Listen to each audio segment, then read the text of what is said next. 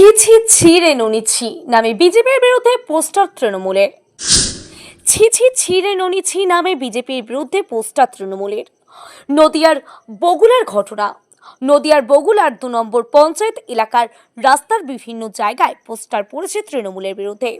সেই পোস্টারে বিভিন্ন কবিতা ও গান আকারে বিজেপির বিরুদ্ধে রয়েছে স্লোগান লেখা। তৃণমূলের অভিযোগ, গত ২.৫ বছর হয়েছে বিজেপি এই পঞ্চায়েত পেয়েছে।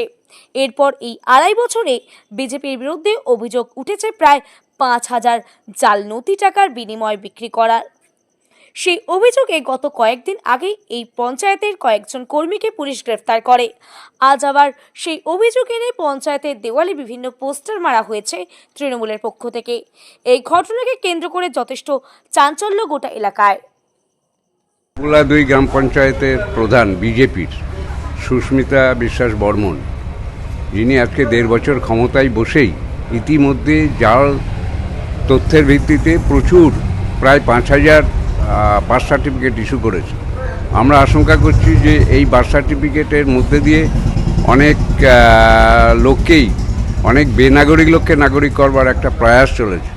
এই যে জালি বা জালিয়াতি কাজকর্ম, এর বিরুদ্ধে আমরা সেই প্রধানকে গ্রেপ্তার করবার দাবিতে সারা বগুলাতে পোস্টার লাগিয়েছি। বগুলা তৃণমূল কংগ্রেস এই পোস্টারগুলো সারা দেওয়ালে লেপ্টে দিয়েছে। এই পোস্টারগুলো আমরা গতকালই লাগিয়েছি প্রশাসনের দৃষ্টি আকর্ষণ করবার জন্যে এবং মানুষের দৃষ্টি আকর্ষণ করবার জন্যে, এবং এই প্রধানকে অবিলম্বে গ্রেপ্তার করা হোক, এই দাবিতেই আমরা এই পোস্টার টাঙিয়েছি। আমার নাম শিশির রায়, হাঁসখালি ব্লক ২ তৃণমূল কংগ্রেসের সভাপতি। এখানে দুর্নীতি করেছে এবং বগুলা ২ নম্বর গ্রাম পঞ্চায়েতের প্রধানের নেতৃত্বে এখানে ব্যাপক কোটি টাকার উপরে, কয়েক কোটি টাকার উপরে দুর্নীতি হয়েছে। এবং সেই কারণে আমাদের প্রশাসন এবং ব্লক স্তর এবং দলীয় নেতৃত্ব সেইটাকে ওপেন করেছে এবং ধরেছে।